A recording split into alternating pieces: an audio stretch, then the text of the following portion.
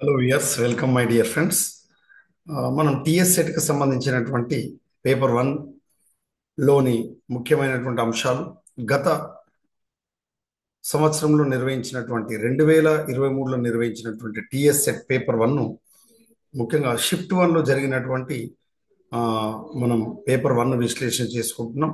దీన్ని విశ్లేషణ చేసుకునే కంటే ముందు ముఖ్యంగా ఇందులో ఉండేటువంటి ముఖ్యమైనటువంటి అంశాలు మనకు 10 యూనిట్లు ఉంటాయనేటువంటి విషయాన్ని మనం గమనించాలి. పేపర్ వన్లో టీచింగ్ అప్టిట్యూడ్ అండ్ రీసెర్చ్ అప్టిట్యూడ్కి సంబంధించి మనకు మొత్తం పేర్లో టీచింగ్ అండ్ రీసెర్చ్ అప్టిట్యూడ్ ఉన్నప్పటికీ మొత్తం అంతర్లీనంగా 10 అంశాలు ఉంటాయి. ఈ 10 యూనిట్లకు సంబంధించి అభ్యర్థులు గుర్తుపెట్టుకోవాలి. టీచింగ్ అప్టిట్యూడ్ 5 ప్రశ్నలు, రీసెర్చ్ అప్టిట్యూడ్ మరో 5 ప్రశ్నలు, కాంప్రహెన్షన్ మరో 5 ప్రశ్నలు, కమ్యూనికేషన్ మరో 5 ప్రశ్నలు, మ్యాథమెటికల్ రీజనింగ్ అండ్ అప్టిట్యూడ్ మరో 5 ప్రశ్నలు, లాజికల్ రీజనింగ్ 5 ప్రశ్నలు, డాటా ఇంటర్ప్రిటేషన్ 5 ప్రశ్నలు, ఐసిటి 5 ప్రశ్నలు, పీపుల్ డెవలప్మెంట్ అండ్ ఎన్విరాన్మెంట్ 5 ప్రశ్నలు, హయ్యర్ ఎడ్యుకేషన్ సిస్టమ్ 5 ప్రశ్నలు. ఈ విధంగా మొత్తం 10 యూనిట్లకి వెళ్ళి ఒక్కొక్క యూనిట్లకి వెళ్ళి 5 ప్రశ్నలు వస్తాయి, ఈక్వల్ వెయిటేజ్. కాబట్టి అభ్యర్థులు దీన్ని దృష్టిలో పెట్టుకొని చదవాలి. ప్రాగ్మా పబ్లికేషన్ తెలుగు మీడియం వారైతే, ఇంగ్లీష్ మీడియం వారైతే ట్రూమెన్స్ పబ్లికేషన్ చదవండి. అత్యంత సులభంగా మీరు క్వాలిఫై కావడానికి అవకాశం ఉంటుంది. మరి మనం ఈ పేపర్ అనేటువంటిది అబ్జెక్టివ్ మోడ్లో ఉంటుంది, కంప్యూటర్ బేస్డ్లో ఉంటుంది. అంటే ఆన్లైన్ టెస్ట్ రాస్తాం, నెగటివ్ మార్కింగ్ లేదు, అప్పర్ ఏజ్ అనేటువంటిది ఏం లేదు. ఎన్నిసార్లు అయినా మనం పరీక్ష రాసుకోవచ్చు. ఇది అభ్యర్థులు గమనించాల్సినటువంటి అత్యంత ముఖ్యమైనటువంటి అంశం.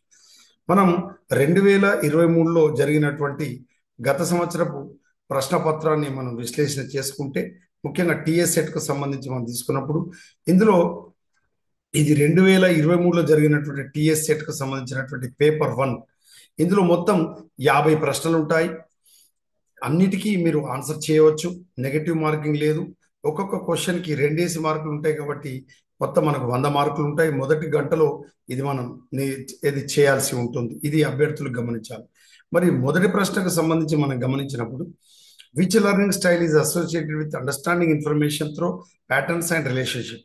ఏ అభ్యాస శైలి నమూనాల బాంధవ్యాల ద్వారా సమాచారాన్ని అర్థం చేసుకుంటూ అనుసంధానించబడింది అని అడిగాడు. అంటే ఇక్కడ మనము ఆడిటరీ అంటే శ్రవణం ద్వారా, విజువల్ అంటే దృశ్యం ద్వారా, కైనస్థెటిక్ అంటే టచ్ చేయడం, స్పర్శ అన్నమాట. అంటే ఏదేని మూర్త భావన చేత అని, లాజికల్ తార్కిక అని అడిగాడు. కాబట్టి ఎప్పుడైనా సరే ఈ టీచింగ్ అప్టిట్యూడ్కి సంబంధించిన ప్రశ్న ఇది. కాబట్టి ముఖ్యంగా ఇందులో మనకు వివిధ అంశాలకు సంబంధించి అర్థం చేసుకుని వాటికి సంబంధించినటువంటి రిలేషన్షిప్, వాటి మధ్యలో ఎలాంటి అనుబంధం, ఎలాంటి బంధం, ఎలాంటి రిలేషన్షిప్ ఉందనేటువంటి అంశాన్ని, వాటితో ఎలాంటి సంబంధం ఉందనేటువంటి అంశాన్ని అర్థం చేసుకోవడానికి మనకు ఇందులో ఏది ఉపయోగపడుతుంది అంటే, ఎలాంటి లెర్నింగ్ స్టైల్ ఉపయోగపడుతుంది, చూడడం ద్వారా నేర్చుకునే ఉపయోగపడుతుందా, శ్రవణం ఆడిటరీ అంటే చెవుల ద్వారా వినడం ద్వారా తోడ్పడుతుందా, కైనస్థెటిక్ టచ్ చేయడం ద్వారా తోడ్పడుతుందా అంటే ఆన్సర్ లాజికల్ తార్కిక వివేచన. ఓకేనా, తార్కిక వివేచన ద్వారా.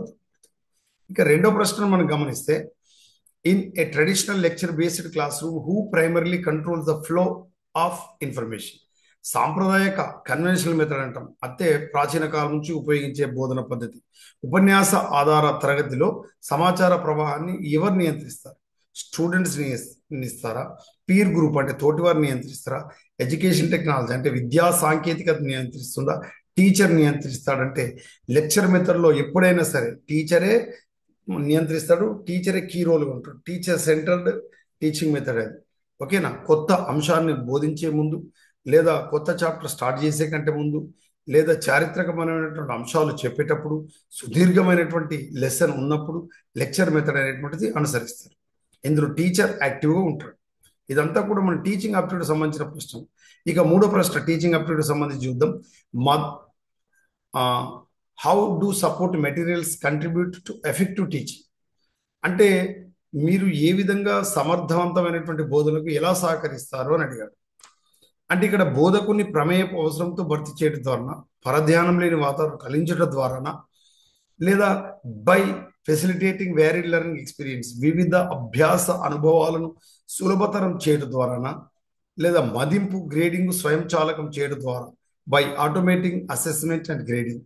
ఈ నాలుగింటిలో దేని ద్వారా మనకు ఈ సమర్థవంతమైనటువంటి బోధన తోడ్పడుతుందంటే వివిధ అభ్యసన అనుభవాలను సులభతరం చేయడం ద్వారా అని ఆన్సర్ మనం చేయాల్సి ఉంటుంది. తర్వాత నాలుగో ప్రశ్న, టీచింగ్ అప్టిట్యూడ్లో నాలుగో ప్రశ్న చూసినప్పుడు the term elective courses in a choice based education system refers to, అంటే ఎంపిక ఆధార విద్యా పద్ధతులు ఎన్నుకునే కోర్సులు అనగా దిగువ కోర్సులు.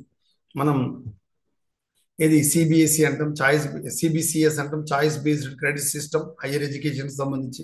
మరి ఈ బోధనకు సంబంధించి ముఖ్యంగా ఈ ఎంపిక ఆధార విద్యా పద్ధతులు, తెలుగులో చాయిస్ బేస్డ్ ఎడ్యుకేషన్ సిస్టంలో ఎన్నుకునే కోర్సులు ఎలా ఉంటాయి? అందరు విద్యార్థులు తప్పనిసరి, విద్యార్థుల కొరకు బోధకులను ఎంపిక చేస్తాము, విద్యార్థులు వారి ప్రాధాన్యతల ద్వారా ఎంపిక చేస్తారు, శారీరక విద్య క్రీడలకు మాత్రమే సంబంధించింది. అంటే ఆన్సర్ విద్యార్థులు వారి ప్రాధాన్యత ద్వారా ఎంపిక చేస్తారు. Student can choose based on their preference, ప్రాధాన్యతల ఆధారంగా ఎంపిక చేస్తారు. నెక్స్ట్ టీచింగ్ ఆప్టిట్యూడ్లో చివరి ప్రశ్న, ఐదో ప్రశ్న, which of the following is an example of ICT based learning tool? అంటే ఈ కింద ఏవైతే బోధించబడే అంశాలు ఉన్నాయో అవి ఐసిటి, ఇన్ఫర్మేషన్ కమ్యూనికేషన్ టెక్నాలజీ ఆధారంగా ఉపయోగించేటువంటి అభ్యాస పరికరం అని చెప్పారు. వైట్ బోర్డు మార్కరా, చాక్ బోర్డ్ అండ్ బ్లాక్ బోర్డా, లేదు ప్రింటెడ్ టెక్స్ట్ బుక్సా, లేదు టాబ్లెట్ పై విద్యా విషయక సాఫ్ట్వేర్? అంటే గుర్తుపెట్టుకోండి, ఆన్సర్ ఎడ్యుకేషన్ సాఫ్ట్వేర్ అనే టాబ్లెట్. ఇది మనకు ఐసీటీని ఉపయోగించి చేసేది. ఎందుకు? బ్లాక్ బోర్డు మాన్యువల్గా మనం చేస్తాం, టెక్స్ట్ బుక్స్లో అసలు ఐసీటీ ఉండదు. ఇక మొదటిది మనం చూసినప్పుడు వైట్ బోర్డు, తెల్లదాని మీద మార్కర్ తోటి రాస్తాం. కాబట్టి ఐసీటీకి రిలేటెడ్ ఉన్నది ఏంటిది? టాబ్లెట్. టాబ్లెట్ అనేటువంటి చిన్నపాటి కంప్యూటర్ లాంటిది, పెద్ద మొబైల్ కంటే పెద్దగా ఉండి అందులో సాఫ్ట్వేర్ ఎనేబుల్ చేయబడి ఉంటుంది. దాన్ని మనం వాడతాం అనమాట విద్యాపరమైనటువంటి. ఇక ఆరో ప్రశ్న నుంచి మనం మొదలుకుంటే ఇది రీసెర్చ్ ఆప్టిట్యూడ్కి సంబంధించినటువంటి ప్రశ్న, పరిశోధన అభిరుచికి సంబంధించి. Why is replicable an important feature of research? ప్రతిరూపమైన అనునది. అంటే ఇక్కడ రెప్లికేబుల్ అనేది ఎందువలన పరిశోధన ముఖ్య లక్షణం అంటే, రెప్లికేబుల్ అంటే ప్రతికృతి, మళ్ళీ కొత్త అంశం దాన్ని పోలింది, ప్రతిరూపమైంది అని అర్థం. ఎందుకు పరిశోధనలో ముఖ్యం అంటే answer it allows researchers to keep their methods secret. అది పరిశోధకులు తమ పద్ధతులను రహస్యంగా ఉంచడానికి తోడ్పడుతుంది. It ensures that research findings are applicable only to specific cases. కొన్ని ప్రత్యేక కేసుల్లో మాత్రమే పరిశోధన కనుగొనటకు వర్తించేటట్లు చూస్తుంది. It allows other researchers to repeat the study to verify the results. అది ఇతర పరిశోధకులు ఆ ఫలితాలను చూచుటకు, అధ్యయనం తిరిగి చేయుటకు వీలు కల్పిస్తుంది. సో ఇది దీనికి సరైన సమాధానంగా మనం గుర్తించవచ్చు ఇది అడిగిన ప్రశ్నకు. నెక్స్ట్ రీసెర్చ్ ఆప్టిట్యూడ్లో మూడో ప్రశ్న, post positivist researchers are more likely to. Post positivist పరిశోధకులు ఎక్కువ సంభావ్యంగా ఎలా ఉంటారు? పూర్తిగా పరిణాత్మక దత్తాంశాన్ని నిర్లక్ష్యం చేస్తారు, focus slowly on subjective experiences, లేదు acknowledge their own bias and limitations in research. పరిశోధన తమ సొంత పక్షపాతాలను, పరిమితులను గౌరవిస్తారు. ఇది రైట్ ఆన్సర్. నెక్స్ట్ రీసెర్చ్ అప్టిట్యూడ్కి సంబంధించిన నాలుగో ప్రశ్న, the APA referencing style is primarily used in which academic disciplines? అంటే ఏపీఏ అంటే మనకు ఈ ఏపీఏ అనేటువంటిది ఏంటంటే మెయిన్ అమెరికన్ స్టైల్ అనమాట, American psychological association. APA referencing శైలిని సాధారణంగా ఏ విద్యా సంబంధ శాస్త్రం ఉపయోగిస్తారు అంటే సాంఘిక శాస్త్రం, సోషల్ సైన్సెస్లో ఉపయోగిస్తారు, గుర్తుపెట్టుకో. ఇక టీచింగ్ ఆప్టిట్యూడ్లో నాలుగో ప్రశ్న మనం గమనించాం, how can ICT assist in the literature review process during research? అంటే పరిశోధనలో గ్రంథ సమీక్షకు ఐసిటీ ఎట్లు సహకరించగలదు అంటే గుర్తుపెట్టుకోండి, by offering access to online databases and academic journals. ఇది ఆన్లైన్ దత్తాంశ స్థావరాలు, విద్యా పత్రికలకు ప్రవేశం కల్పించడం ద్వారా. ఇక రీసెర్చ్ ఆప్టిట్యూడ్లో చివరి ప్రశ్న, పదవ ప్రశ్న, పరిశోధన వ్యాసంలో అపెండిక్స్ విభాగం విధి ఏంటిది? What is the function of an appendix? మనకు తెలుసు, థీసిస్ అవతల బుక్ వెనకాల థీసిస్ అవతల అపెండిక్స్ అని ఉంటుంది. ఇది గమనించాలి. To provide additional details that support the main text. ముఖ్య పాఠ్య గ్రంథానికి మద్దతుగా అదనపు వివరాలు ఇచ్చేదే అపెండిక్స్. ఇది గుర్తుపెట్టుకోవాలి. ఇక 11వ ప్రశ్న నుంచి మొదలుకుంటే 15వ ప్రశ్న వరకు ఇది కాంప్రిహెన్షన్. అంటే ఒక పారాగ్రాఫ్ ఇచ్చి, ఒక ప్యాసేజ్ ఇచ్చి 11 to 15 ఒక ప్యాసేజ్ తెలుగు అండ్ ఇంగ్లీష్లో ఇస్తారు. మీరు తెలుగులో అర్థమైతే తెలుగు చదువుకోవాలి, ఇంగ్లీష్లో అర్థమైతే ఇంగ్లీష్ చదువుకొని 11 నుంచి 15 ప్రశ్న వరకు ఆన్సర్ చేయాల్సి ఉంటుంది. 11 to 15 ఇది 10th క్లాస్ లెవెల్లో ఉండేటువంటి అంశాలు ఇందులో ఇవ్వడం అనేటువంటి జరుగుతుంది. సో 10 నుంచి 15 ప్రశ్న వరకు అయిపోయింది. 16వ ప్రశ్న కాంప్రిహెన్షన్ తర్వాత అంటే పారాగ్రాఫ్ తర్వాత కమ్యూనికేషన్ వస్తుంది. అంటే భావ ప్రసారాలకు సంబంధించి 16వ ప్రశ్న 16 నుంచి 20 వరకు చూడండి. డాష్ కమ్యూనికేటర్గా ఉండడం వల్ల కమ్యూనికేషన్ విభేదాలు మరియు అపార్థాలను పరిష్కరించడంలో సహాయపడుతుంది. ఎంపథెటిక్. ఈ ఎంపథెటిక్ను మనం ఏమని పిలుస్తాం? సహానుభూతి అని పిలుస్తాం. ఏమని పిలుస్తాం? సహానుభూతి, ఎంపతి. ఇది రైట్ ఆన్సర్. తర్వాత ఈ కమ్యూనికేషన్లో రెండో ప్రశ్న లేదా 17th క్వశ్చన్, తరగతి గదిలో కార్యకలాపాలకు స్పష్టమైన సూచనలు మరియు మార్గదర్శకత్వం అందించడం అనేది డాష్ కమ్యూనికేషన్ ఒక పద్ధతి. ఇది కమ్యూనికేషన్ సంబంధించినవి కాబట్టి కంట్రోల్డా, ప్రొసీజరలా, అన్ఇంటెండెడ్, కంటెంటా? అంటే ప్రొసీజర్, విధానపరమైన. ఆన్సర్ విధానపరమైన. నెక్స్ట్ 18th క్వశ్చన్, భాష మరియు సాంస్కృతిక నేపథ్యం భిన్నంగా ఉన్న వ్యక్తితో చక్కటి సంబంధాన్ని ఏర్పరచుకోవడానికి డాష్ గలవారు కావడం కీలకం. క్లోజ్ మైండెడా, ఓపెన్ మైండెడా, ఆఫ్ మైండెడా, సెల్ఫ్ రెస్పెక్ట్ఫుల్? అంటే మనం ఆన్సర్ చేయడం చాలా కష్టసాధ్యం. చూడండి, ఓపెన్ మైండెడ్ అని ఆన్సర్ పెడతాం, ఎట్ ద సేమ్ టైం ఇక్కడ చూడండి సెల్ఫ్ రెస్పెక్ట్ఫుల్, సెల్ఫ్ రిఫ్లెక్టివ్, ఇవి కూడా కొద్ది వరకు డౌట్ వస్తుంది అభ్యర్థులకి. కాబట్టి ఇక్కడ ఏమన్నాడు? భాష మరియు సాంస్కృతిక నేపథ్యం భిన్నంగా ఉన్న వ్యక్తితో చక్కటి సంబంధాన్ని ఏర్పరచుకోవడానికి విశాల మనస్తత్వం గలవారు కావడం చాలా అవసరమవుతుంది. నెక్స్ట్ 19th క్వశ్చన్, అద్భుతమైన నిర్ణయం తీసుకునే నైపుణ్యాలు కలిగి ఉండాలంటే ఒక వ్యక్తికి డాష్ పరమైన తెలివితేటలు ఉండాలి. సామాజిక పరమైన, సైకలాజికల్ మానసిక పరమైన, ఆధ్యాత్మిక పరమైన, ఎమోషనల్ భావోద్వేగపరమైన? అంటే ఆన్సర్ భావోద్వేగపరమైనటువంటి తెలివితేటలు ఉండాలి. అప్పుడు సరైన నిర్ణయాలు తీసుకునేటువంటి లక్షణం కలిగి ఉంటుంది. నెక్స్ట్ దీంట్లో next question, radio and television are the examples of dash media? అంటే రేడియో మరియు టెలివిజన్ డాష్ మాధ్యమాలకు ఉదాహరణ. ఏంటిది అది? ప్రింట్ మీడియానా, ఎలక్ట్రానిక్ మీడియానా, సోషల్ మీడియానా, ట్రెడిషనల్ మీడియానా? గుర్తుపెట్టుకోండి, ప్రింట్ మీడియా అంటే పేపర్స్ వస్తుంది, సోషల్ మీడియా అంటే ఫేస్బుక్, యూట్యూబ్, ట్విట్టర్ వస్తుంది, ట్రెడిషనల్ అంటే సాధారణంగా రేడియోలో వార్తలు. మరి రేడియోలో వార్తలు మనకు ట్రెడిషనల్ కింద మనం చెప్పడానికి లేదు, అది ఎందుకంటే మనకు ఎలక్ట్రోమాగ్నెటిక్ సంబంధించినటువంటి అంశం ఇందులో పనిచేస్తుంది కాబట్టి ఎలక్ట్రానిక్ మీడియా అని మనం చెప్పుకుంటాం. ఏంటిది? Radio, TV. గుర్తుపెట్టుకోండి. అదేవిధంగా నెక్స్ట్ కమ్యూనికేషన్ తర్వాత 21 నుంచి 25 వరకు 21 నుంచి 25 వరకు మనకు మ్యాథమెటికల్ అప్టిట్యూడ్ అండ్ రీజనింగ్ సంబంధించిన ప్రశ్నలు వస్తాయి.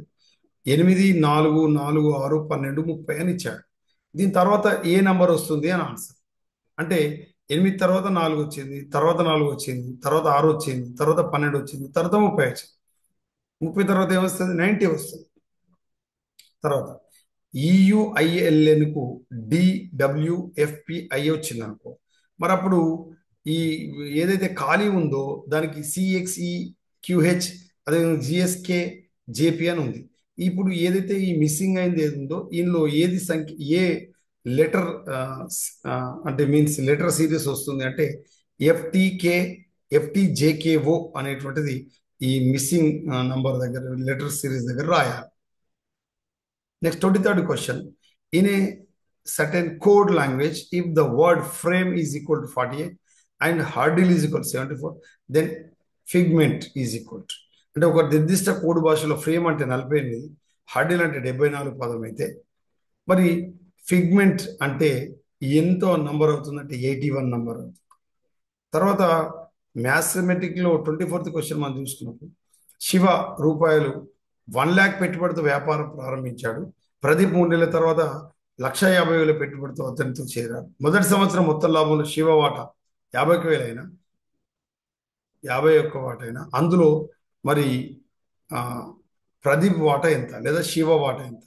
అంటే మొదటి సంవత్సరం మొత్తం లాభంలో శివ వాటా 51,000 అయినా అందులో శివ వాటా ఎంత అని అడిగాడు. అంటే ఇక్కడ మనకు ఆన్సర్ ఏంటంటే ప్రత్యేకించి ఇక్కడ ఈ లాభ నష్టాలకు సంబంధించినటువంటి ప్రశ్న కరెక్ట్ ఆన్సర్ 24,000.